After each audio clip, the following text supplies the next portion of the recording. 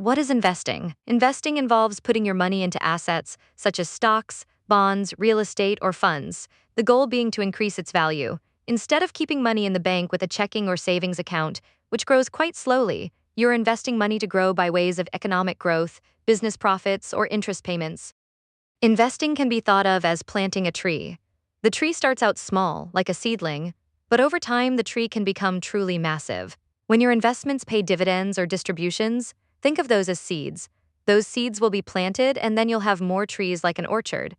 This analogy allows you to start having the mindset of having your money work for you rather than you working for your money. What is a stock? A stock can be thought of as a pizza. The company itself is the pizza. These companies can include well-known names like Apple, Microsoft, Coca-Cola. When you purchase a company's stock, you are purchasing a slice of the pizza. When a company grows in value, the slice of pizza you own is worth more. What is an ETF? An ETF can be thought of like a basket. The name of the basket is the ETF. Inside the basket is all of the companies it holds a piece of. Each ETF has different holdings in their basket. So when purchasing an ETF, you will want to do some research to figure out what is in their specific basket. Why time matters? Time is the biggest contributing factor in growth. Think of this as a snowball that starts rolling down a hill. At first it is small, but the longer it continues rolling down the hill, it picks up more snow as it goes, becoming larger. Investments are the same way. The market as an average returns 7%. Having 7% grow on itself every year will make your initial investment grow into something larger. The market is not always going up. The market can go up and the market can go down.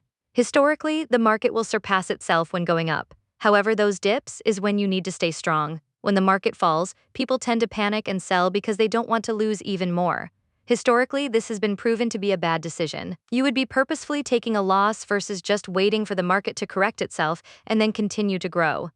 You are inherently taking a risk by investing. As previously said, the market can go down. Investing to have your money grow is never a guarantee.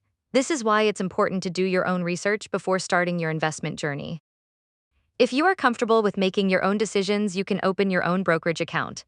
There are many out there, such as Fidelity, Charles Schwab, and Vanguard, to name a few.